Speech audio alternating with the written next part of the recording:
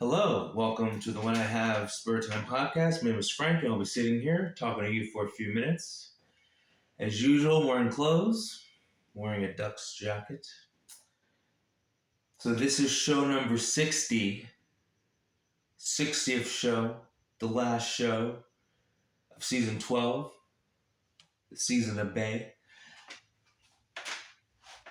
So after this show, we're going to upload 20 shows to the best of playlist. We're going to upload 20 of the best shows from season number 10. So I will, upload them, sparingly.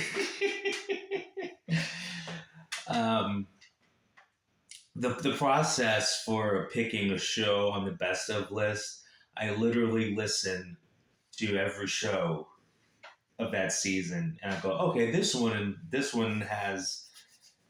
is interesting or entertaining or has at least one joke that's like, whoa. So that's how you get a show from the best of. But I recommend just listening to the best of because you get the gist of each season, and it's the best of the season. Anyway,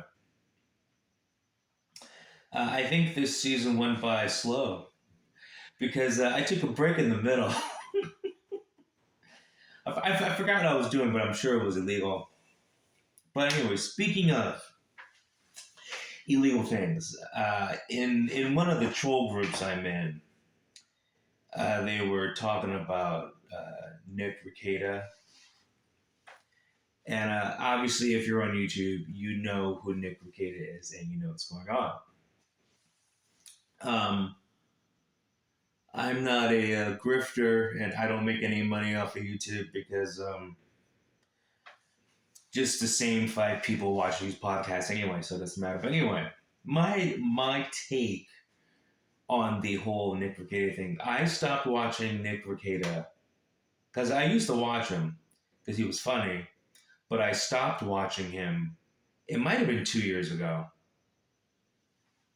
And it was at least 2 years ago. That's the minimum. The reason why I stopped watching him is just he was drinking too much on stream, and so I wasn't finding it entertaining.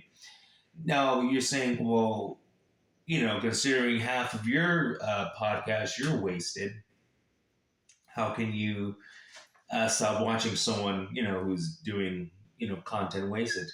It's because it just wasn't funny. Like there's just different kind of drunks or high, whatever. He was doing a bunch of jokes, but people like Justin Meeks, like that's I want to say she's like that's not even alcoholism. That is being a parody of yourself and using alcohol to get away with not being entertaining. And so Nick Rekieta, it's like it wasn't the alcohol, it was just he's using the alcohol as an excuse to be the character he's trying to portray. And so to me, it was just bad entertainment. Like I can be drunk or sober, and the podcast is going to sound exactly the same. Like you don't even know unless I tell you. Pretty much. Like I've there've been some podcasts I've been railed out of my mind. You wouldn't know unless I tell you. But anyway, but the problem with Nick Rekieta is the reason why the cops went to his house is because his children, because remember he has 5 kids, and so like the ones that are in whatever preschool or daycare, I think it's preschool, whatever. Anyway, people in those positions, like school teachers, people who work in preschool or childcare, if there's something wrong with the child, it is the law that they have to tell the police or CPS, whatever. And so Nick's kids in childcare were always hungry. So apparently Nick and his wife weren't feeding the kids, and then the kids would come to childcare wearing the same clothes like 3 days in a row, and the kids would come to daycare, smelling really bad because they hadn't taken a bath in like 5 days.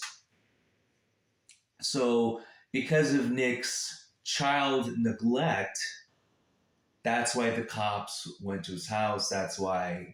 You know, that's why all of this happened. And so, I don't know how many times I've had to tell people, but if you have children, the worst thing you could do is be a drug addict. The worst thing you could do is be an alcoholic. Like being a drug addict, being an alcoholic, it's for single people. But it's really a single man or woman's hobby. You can't be in a successful. Now, let's say you and your girlfriend, boyfriend, whatever, are in a drug relationship, and your goal is to pool your money together to just get drugs. Well, that's more of a drug partnership.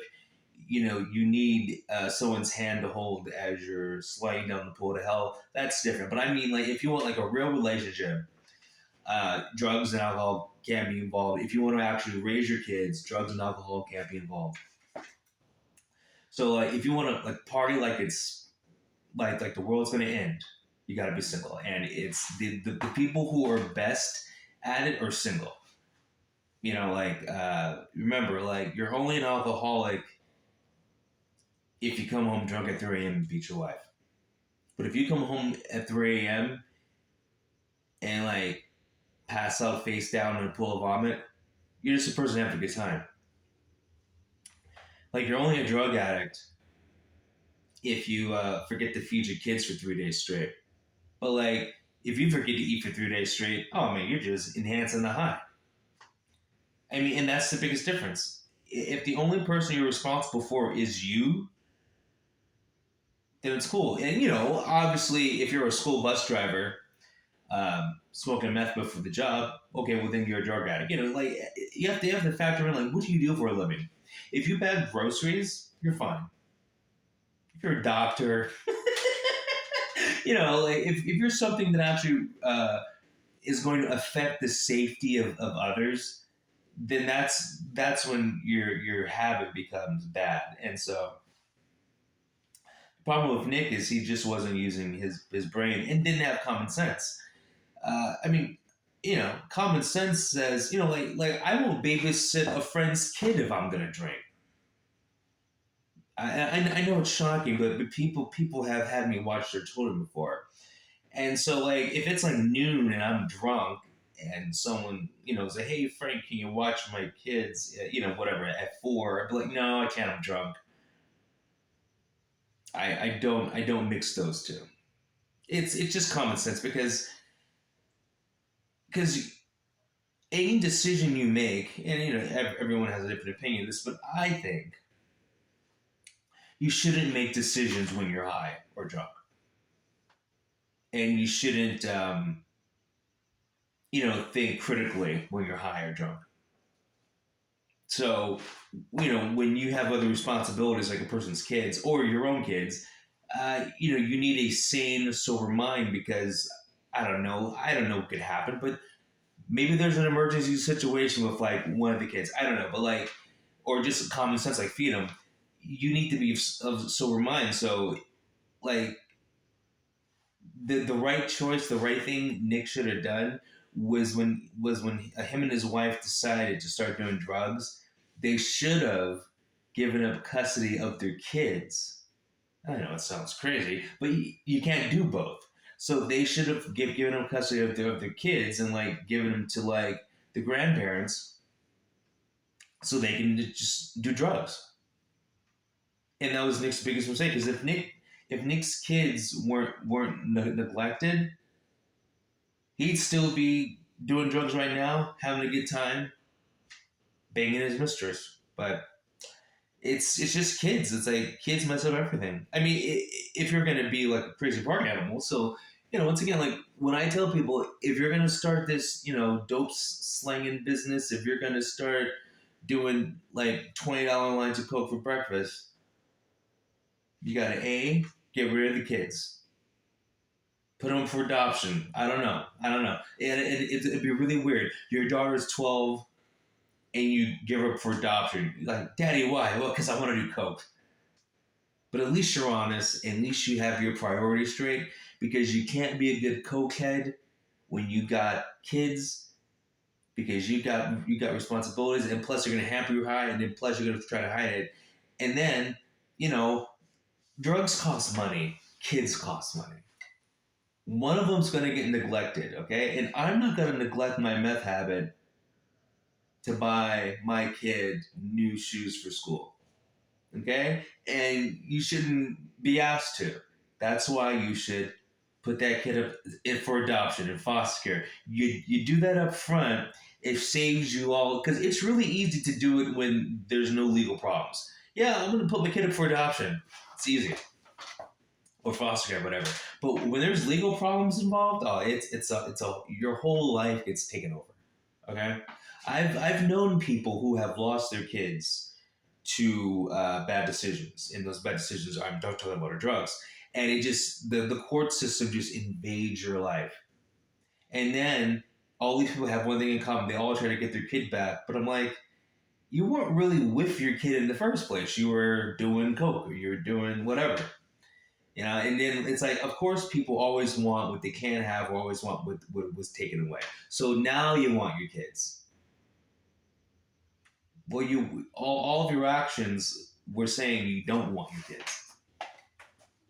You know, like when I was living in Houston, what was that girl's name? Like Whitney Sweet. I'll never forget. She had a newborn baby, and she was holding her kid in one arm and like smoking out of a crack pipe, kind of holding the baby like this, and like taking a big hit of crack and blowing it like that. And of course, you know, because you're blowing the crack smoke up, none of it's gonna touch your newborn baby. And I was just like, what am I seeing? I'm like, that's a person who shouldn't have a child. And guess what happened? They took her kids away. Because once again, they don't care if you do drugs. But if if you're doing drugs around your kids, it's an issue. And I know I really made that whole situation really short, but that's the gist of the situation. Her friend came over. I was in like the kitchen. I think I was making Kool-Aid because whatever. And I looked down the hallway to the bedroom. Her and this guy are staying in the bedroom. She's holding the newborn, kind of like that. And I'm just like, oh, well, she doesn't deserve this kids, or she probably shouldn't have kids. And then like I forgot how much longer it took, but yeah, they came and took her kids away. Because like once again, you can't be both. So, and then like Nick Rekieta was him and his wife were having a swinger relationship. That never works out. Um, because like if you're gonna be in that swinger lifestyle and you decided to do this lifestyle when you're high on coke, it's probably not a good idea. Well, I mean, it's not a good idea in general. But it is what it is. Like the way society's going, Nick being a swinger is the least of his problems, and it's probably the most meta thing he's doing. Because like the way it's like half the population's gone to hell. Like half the population's scum, basically. Like half the population is fat, sexually promiscuous, drug addicts, and suffering from main character syndrome. That's like half the population. The other half is normal. So I can't even like really talk about his swinger lifestyle because the average looking woman has like an OnlyFans, which is disgusting. And the thing is, it's not disgusting that that's a part of society. It's disgusting that people who aren't good looking are participating in it. That's the disgusting part. And I'm basing a lot of this on my Facebook because it's I use Facebook to troll, just look at memes, and so you know I literally just add everyone that is suggested to me on my friends list. So there's a lot of women that have OnlyFans and they use their Facebook to promote their OnlyFans, and I can't tell you, most of them are just like solid fours and fives. Like, what is a four and a five doing with an OnlyFans? It's just wrong. It's just wrong. Like if you're fat, and when I mean fat, I mean 10 pounds overweight, you should not have an OnlyFans. Oh god. But back to the Nick thing. When you're doing a live stream, okay, and you have 5 kids, you can't do coke on your live stream because anyone can call CPS and show video proof of you doing coke and go, yeah, this guy has 5 kids and he's doing coke on a YouTube live stream. See, so it's like it just shows you that just because you have a college degree doesn't mean you're smart.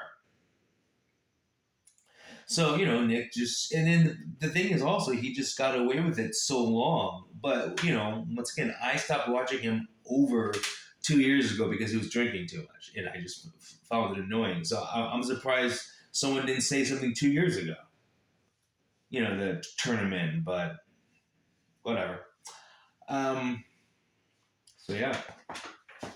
So I think, and then I should be, I think I should be a consultant about how to do bad things the right way. And bad things, I'm saying, being high. Um, so, if you're a person watching this and you want to live a life like Nick Rekieta, where you do a bunch of meth and coke and are drunk all the time and have a sort of lifestyle, the first thing you have to do is put your kids up for adoption or put your kids into foster care or have your kids live with grandma. That's the first thing you got to do is get rid of your kids. Your kids cannot live with you. Okay? Now, after that, uh, if you're married, you have to already have it in your mind that this marriage is over. Okay? So, either you and your wife should separate or you and your husband separate. I don't know. Because it's usually the husband's idea when this is going on. Or sell the house and each of you get your own apartments because the relationship is not going to work out, so you might as well break up now. Okay. And you then look at all your possessions, only keep the bare necessities. Okay, only keep the bare necessity of your possessions. Then dive headfirst into getting wasted. And also, you should probably switch jobs because if you have like a real job, a quote unquote real job, you're gonna lose it. So start that flipping burger job now. Start that janitor job now. Start that digging ditches job now. Okay. Now, once you have prepared and have all that, then you can probably be a drug addict for like a good solid 5 years and maintain it. Okay, and you have to work out like at least, and just I'm talking not that much, 15 minutes a day. You have to work out 15 minutes a day. If you can do all that, you can maintain a strong like coke meth thing for 5 years, like a strong one. Okay. And then alcohol. See, alcohol is a different thing because like alcohol. See, to be a good alcoholic, you have to eat a lot of food. Oh my god, like being an alcoholic, like you have to, because it's like you're putting your body through a different kind of stress than with like meth, Molly, coke. Like meth, Molly, coke, it's bad for you, But alcohol is a different kind. Like alcohol is worse than those drugs. So alcohol, I mean, you have to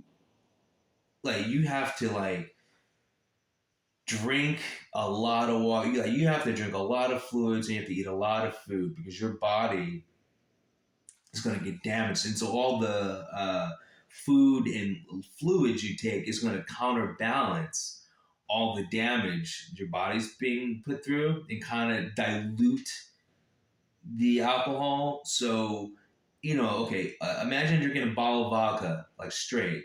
Okay, but now imagine drinking a bottle of vodka, but there's also a gallon of water mixed in, like a bunch of cranberry juice mixed in, and like a bucket of KFC. So your body, you're gonna still get drunk, but your body can process the alcohol slowly and not just be like, bam, here's a jug of vodka. Deal with it. Okay? And that's why you gotta work out at least 15 minutes a day because you have to because working out's really good for you and just it's gonna help your innards a little bit anyway. I mean, either way, it's gonna catch up to you, and one day you're gonna wake up, you're like, oh, well, I look like Mick Jagger. What happened? Or I look like any white woman over 50 who's had plastic surgery. You know, and another thing about alcoholism, it does worse stuff to your skin.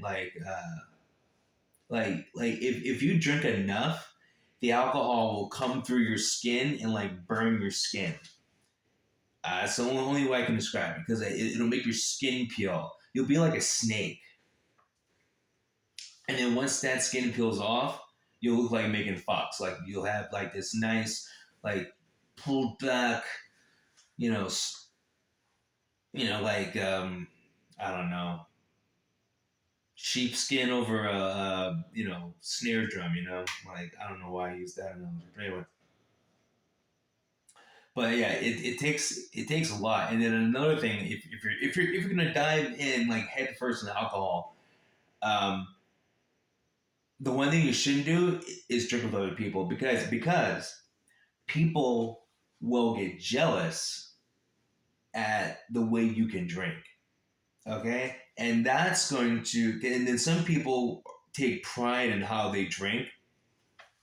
You're going to end up hurting a lot of people. Because a lot of people are going to try to keep up with you, and rock bottom is when you're with a group of people who all think they're alcoholics and they're all passed out and you're still going. I mean, now it's not rock bottom for you, but it's rock bottom for them because it's you're not gonna ever want to drink with them again because you're so hardcore. You'll be like, I can't hang with these pussies.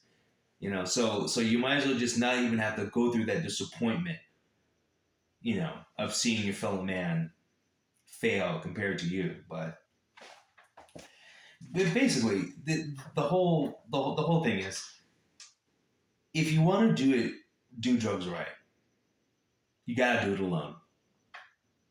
That's it. No kids, no wife, no husband, any regular ice cream shop, flipping burger, I work on the fries, janitor type of job. Okay? You have to have a job that, quote unquote, adults don't need. Okay? But, yeah. So, I think that covers the whole Nick Rekieta thing. And at the same time, I'm telling you how to be a proper drug addict. And also, there is a limit. Okay, with alcohol, you can only get so drunk. So I know you can keep going, but the thing is, you're not going to feel it. You're not going to remember it, and you don't want time lost. Okay, so we'll just go with wine. You can drink 5 bottles of wine, but you're only going to remember 1.5 bottles of wine. And the key to being an addict is enjoying the high. So I know this is gonna sound crazy, but you're gonna get to a point where like you figure this out and you don't want to waste your money, and so like you will find your limit. So like you will go, I'm gonna drink this bottle and a half of wine, and you're gonna write that out, and then you'll be like, okay, cool, okay, and then drink another bottle and a half. Like and then what's gonna happen is that bottle and a half, that high you get from the bottle and a half, is gonna last longer. And then you space things out. And see, this is the problem with people. They think they just got to stack it all up, but like your body, it's called drug persisting dementia. If you're high enough, your brain gets stuck. And what's just because I say this, which is true, look it up, do your own research. Your brain will stay stuck in that state. So even though you haven't drank, your brain still feels like you drank. It's called drug persisting dementia. And so let's just say you buy like, $60 worth of Coke. Okay, well, if you do $60 worth of Coke, you're only feeling maybe $30 of that Coke. Okay? And doing more, it's you're actually just wasting it. You can't get any higher. You can only get so high because the drugs are, having to do chemical reactions in your brain, dopamine, all that shit. Your brain can only produce so much of it, and you have to wait for those reserves to refill. So once again, you know, you can buy a 60 sack, but just do 30 and then wait a couple of hours. And trust me, you're gonna feel the same. You might think you're not, but you're gonna feel the same. And then after a couple hours, then do the other 30. It's safe. If you're gonna do the drugs, you gotta do them the right way. Okay. Okay. I've said enough. Anyway, you guys have a good one. Peace.